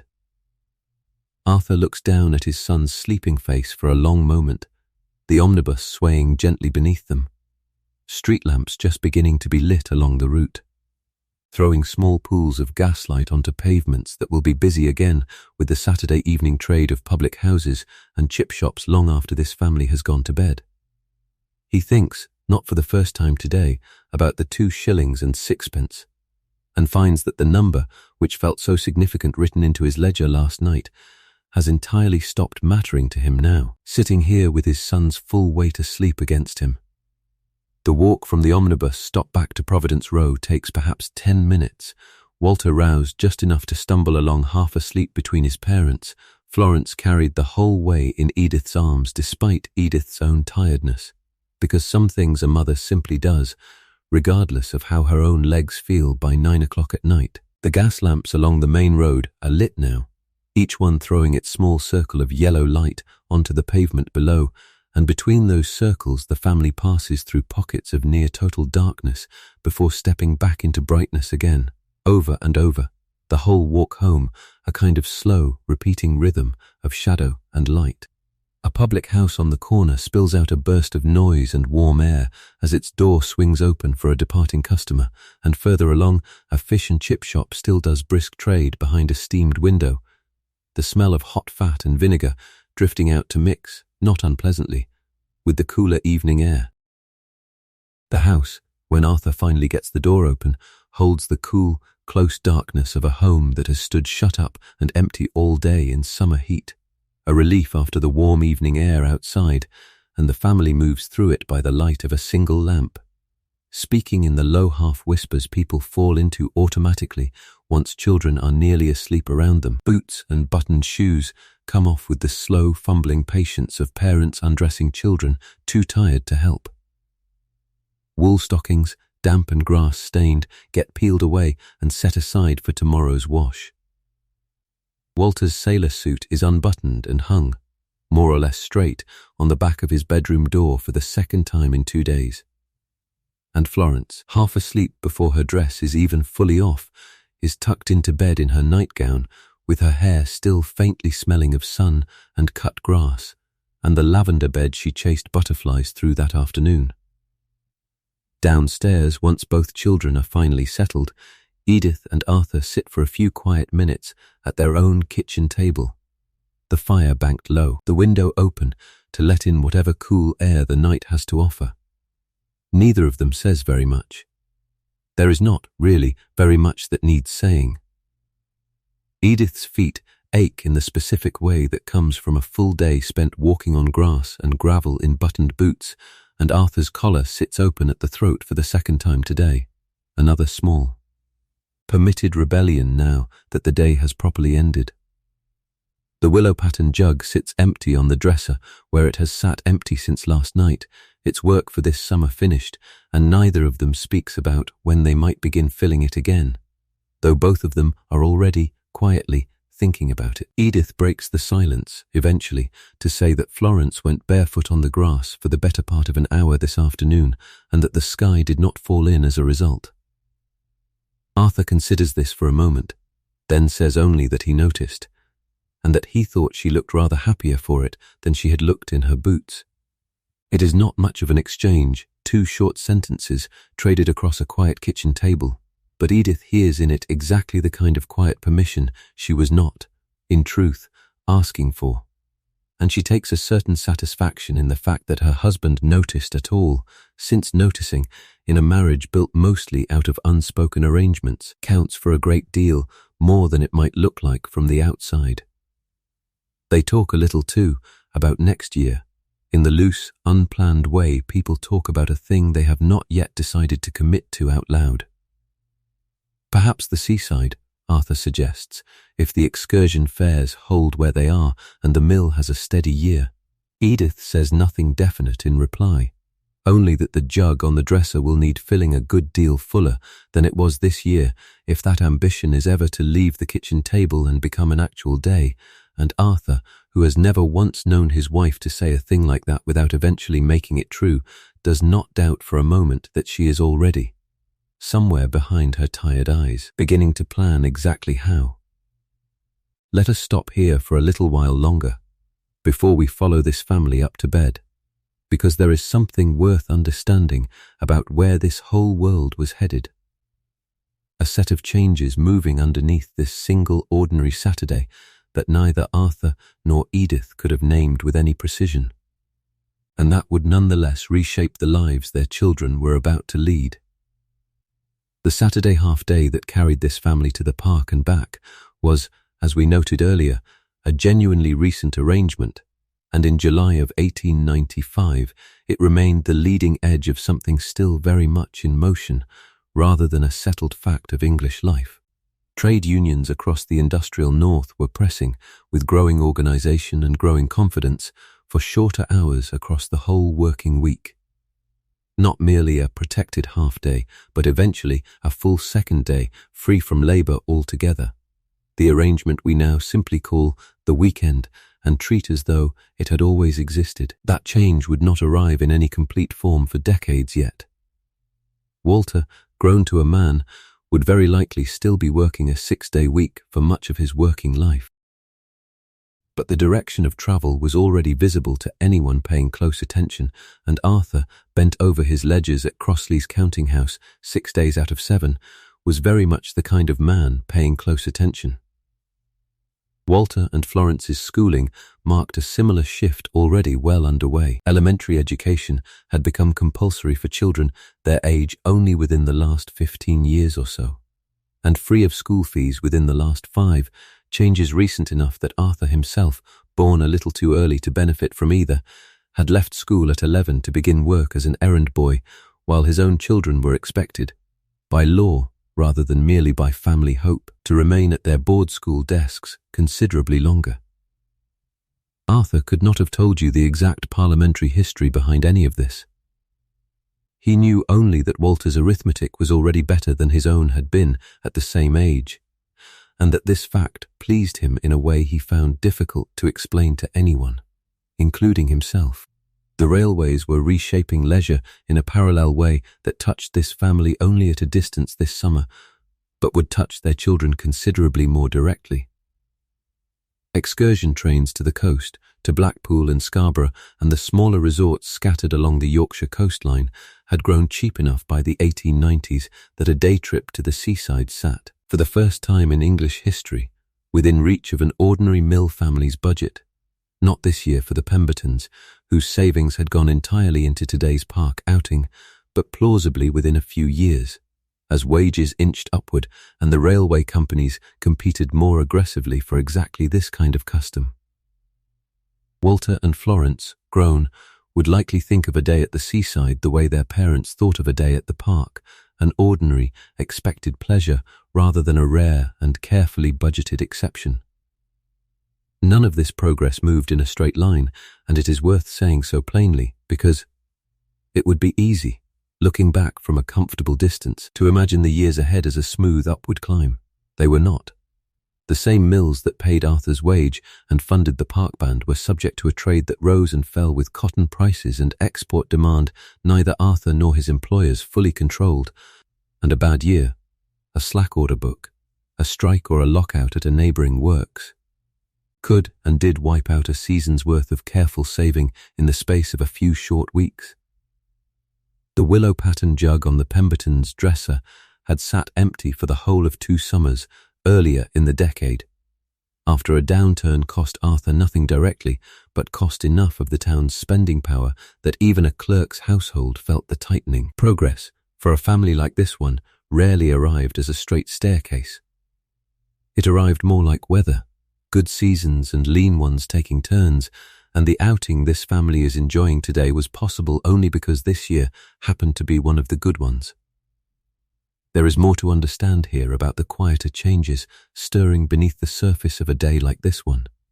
Changes that touched Florence's future, rather more than Walter's. Women's suffrage societies had been meeting in towns across the West Riding since the 1870s, and though the vote itself remained more than 3 decades away, the conversation about what a woman like Edith might reasonably expect from her own life had already begun shifting in ways her own mother's generation would have found startling. Edith herself has never attended a meeting of any such society and would likely describe herself, if pressed, as having no strong opinion on the matter at all. And yet the small private rebellion she committed this very afternoon, letting her daughter go barefoot against the plain weight of convention, sits on the same long continuum as those meetings. A household-by-household loosening of rules that nobody had officially repealed yet, but that fewer and fewer women felt entirely bound by. Even the heavy, layered clothing that made this day physically difficult for every adult on that blanket was closer to the end of its long reign than anyone in 1895 could have guessed. The rational dress movement, already active in certain reforming circles, argued openly against corseting and excessive layering on medical and practical grounds, though it remained, this summer, a minority position treated with considerable suspicion by respectable opinion. It would take the shock of a war not yet 20 years away, a war that pulled women out of parlours and into factories and fields in numbers nobody currently sitting in this park could have imagined, to finally loosen, almost overnight, conventions that had held firm for the whole of Edith's lifetime. And this is the part of the story that rarely gets told, because none of these changes announced themselves clearly to the people actually living through them. Arthur and Edith Pemberton did not walk home from the park tonight aware that they were standing at any kind of hinge point in English social history. They were aware, mostly, of sore feet and sunburn and 2 sleeping children and a jug that needed refilling. But the half day that made their outing possible, The railways that would soon make the seaside as ordinary as the park. The slow loosening of what a woman like Edith or a woman like Florence might one day expect from her own life. All of it was already moving beneath this single Saturday, invisible the way a tide is invisible to someone simply standing in the shallows enjoying the water. Let us go back inside the house on Providence Row now, because the lamp downstairs has nearly burned itself out, and there is one more part of this day still left to watch before we let this family finally rest. Step back now from Providence Row, from the fire banked low in the kitchen grate and the two children asleep upstairs, and look at the whole shape of this day at once. Because a single day, watched closely enough, tends to reveal patterns that no single hour of it could show you on its own. The first pattern is the invisibility of the labor that made this leisure possible. We use the phrase a day off as though the day itself simply arrived, empty and available, waiting only to be enjoyed. What we actually watched this morning was closer to the opposite. Edith was awake before 6, managing a fire, a pot of cracked wheat, 2 children's worth of starch and buttons and garters, a hamper packed with the precision of a military campaign, an entire household's worth of preparation compressed into 90 unforgiving minutes. None of that labor shows up in the postcard version of a day at the park. All of it was necessary before a single family could set foot inside those iron gates. The rest a family enjoys is very often manufactured, quietly and without credit, by someone else's work. And that someone, in nearly every household of this era, was a wife and mother whose own name appears nowhere in the story of the pleasant afternoon that followed. Walter will very likely grow up remembering today as the afternoon his father taught him to fly a kite under an oak tree. He is far less likely to remember the cracked wheat cooling on the hob at 6 in the morning, or the hour his mother spent starching a collar 2 evenings before any of it happened, though without either of those unremembered hours, there would have been no kite. No oak tree and no afternoon worth remembering at all. The second pattern is the economics of appearance. The plain fact that respectability in a town built on wool and coal was never free, and was rarely even cheap. Walter's sailor suit and Florence's white dress were not incidental costs of today's outing. They were the price of admission to it, purchased months in advance, maintained through careful brushing and pressing and mending, because a family that arrived at those park gates dressed as they dressed on an ordinary working day would have been received, however unfairly, as a different kind of family altogether. We tend to think of clothing as something worn after a place has been earned. For a household like the Pembertons, clothing was very often the earning itself, the visible proof of respectability presented in advance of any other evidence. The third pattern is the density of obligation folded into even the freest seeming hours of this day. The park existed, on its surface, as an escape from rules, a green space given specifically so that working people might rest from the disciplines of the mill floor. And yet the moment this family passed through its gates, a whole new set of rules closed quietly around them, which lawns could be crossed, which benches belonged to whom, how loudly a child might laugh near the bandstand, how much of a woman's discomfort in the heat could be shown rather than simply endured. Freedom, in 1895 as in most eras, was rarely the complete absence of rules. It was, more often, a different and sometimes gentler set of rules, learned so thoroughly that the people living inside them stopped experiencing them as rules at all. Even the omnibus ride carried its own quiet code.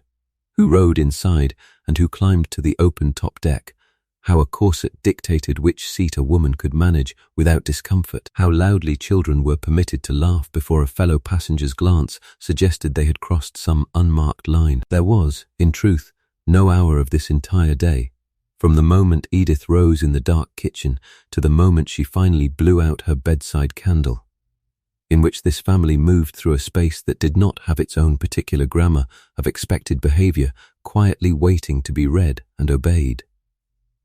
The fourth pattern sits closest to Edith herself, and it concerns the gap between what a person is capable of and what a person is permitted.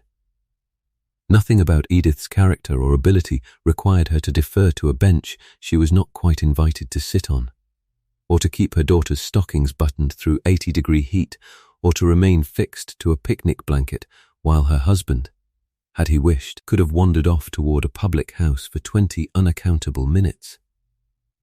She managed a household's entire budget with a precision her own husband's employers would have respected in a clerk. She had, quietly and without anyone's permission, decided this year would be the year of the park outing, and made it happen through nothing but her own patient saving. The gap, in other words, was never a gap in what Edith could do. It was a gap in what the world around her had yet agreed to let her do, and that gap, this particular July, had already begun to narrow. One small barefoot rebellion at a time. The fifth pattern is the fragility of the progress that made this whole day possible in the first place. The Saturday half-day, the park itself, the modest surplus in Arthur's wages that let 2 shillings and 6pence be spent on pleasure rather than necessity. None of it was old, and none of it was guaranteed. A downturn in the cotton trade, a bad season at Crossley's Mills, a single serious illness in the household could have erased this outing as easily as the savings that paid for it. The Pembertons did not walk through those park gates today because progress had arrived and settled permanently into place. They walked through them because this year, for this household, the fragile arrangement of half-days and wages and health had held together long enough to make one ordinary Saturday extraordinary. There is a sixth pattern worth naming as well, quieter than the rest, and easy to miss entirely, which is the mediated nature of nearly everything this family enjoyed today. The park was not theirs. It belonged, in every legal and practical sense, to the town, which had received it as a gift from a manufacturer who could have spent his fortune in 100 other ways. The band was not simply neighbours making music for pleasure. It was paid for, subscribed to, arranged for their benefit by people considerably richer than themselves. Even the half-day that made the whole outing possible had been granted rather than claimed outright, secured through legislation passed by men who never once set foot on this lawn themselves. Arthur and Edith worked hard, saved carefully, and planned meticulously for this day. And none of that effort changes the underlying fact that the shape of their leisure, where it happened, when it happened, under whose gaze it happened, was decided largely by other hands. Their own contribution was the will and the discipline to make full use of an opportunity that somebody else had first decided to offer. Taken together, these patterns describe something larger than a single family's outing to a single park on a single warm Saturday in 1895. They describe the texture of an entire class of people learning, in real time and without any map to follow, how to hold leisure and dignity and respectability all at once, on wages that left very little room for any of the three. Arthur and Edith Pemberton did not think of themselves as representative of anything. They thought of themselves, this evening, as tired, sunburned, and quietly satisfied. But watched closely, their single day tells you nearly everything worth knowing about what it cost, in money and in labour and in careful unspoken negotiation, for an ordinary family in an industrial town to claim, for just a few hours, a patch of green grass and a little unhurried time. The house on Providence Row is fully dark now. Save for the single candle Edith carries up the narrow staircase, and the street outside has gone as quiet as it ever gets on a Saturday night in a mill town. A distant burst of laughter from a public house 2 streets over. The softer, steadier sound of someone's dog settling for the night in a neighbouring yard. Arthur climbs the stairs behind her, collar fully open now, waistcoat draped over one arm rather than worn, and neither of them speaks above a murmur, out of habit as much as necessity, since the whole house has folded itself around the fact that 2 children are finally, completely asleep. Walter's door stands ajar, and by the candle's low light Edith can see the broken kite propped carefully against his bedroom wall, string still wound clumsily around its stick, kept rather than discarded, because 8-year-old boys do not discard the things that mattered to them, simply because the day that mattered has ended. Florence's door stands open too, and her small chest rises and falls with the complete, unguarded stillness of a child who has spent an entire day outdoors and has nothing at all left in reserve, her straw hat hung on the bedpost where Edith left it, ribbons still tied in the fresh bow she retied that morning. In their own room, Edith sets the candle on the small table beside the bed and, before undressing, opens the top drawer of the dresser just far enough to see, without quite taking out, a short length of black ribbon folded neatly beneath a stack of handkerchiefs, exactly where it has sat for 10 years.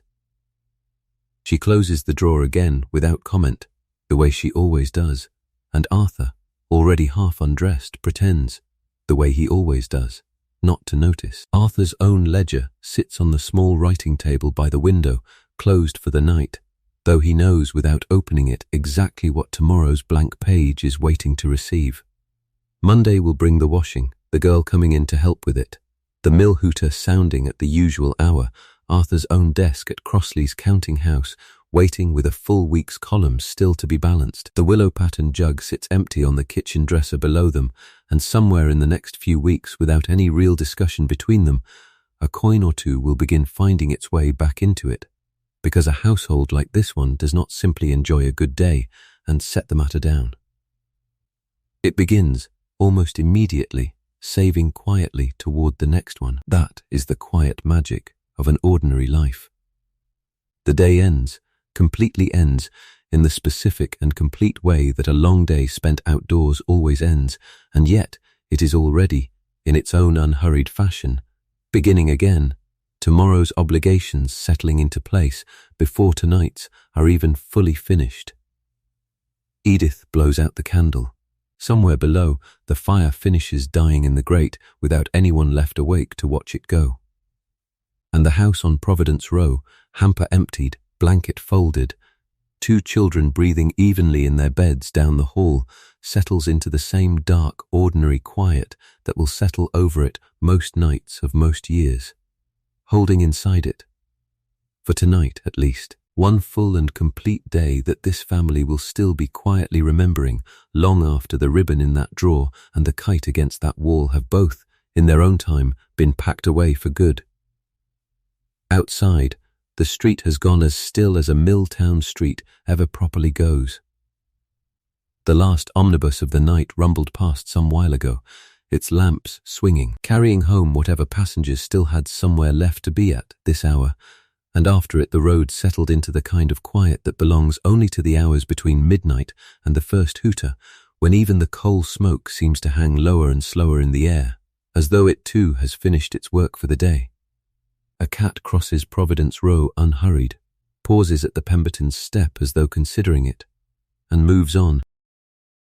Somewhere further down the hill, a mill stands dark and empty until Monday, its chimney cold for the first time all week, and beyond it, unseen from here, the park gates have been locked for the night as well, the fountain still throwing its 15 feet of water into darkness now instead of daylight, the brass band's instruments packed away in their cases, the whole bright, ordered afternoon folded up and put away until some other family's turn arrives to unfold it again.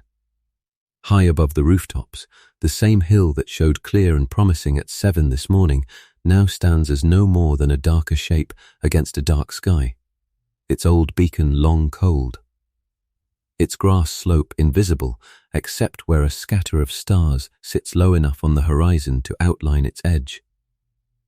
Nobody on Providence Row is awake to consult it tonight, and it asks nothing of them in return, holding its quiet watch over a town that has, for one more ordinary Saturday, worked hard, rested well, and settled itself back down to sleep before another working week arrives to claim it.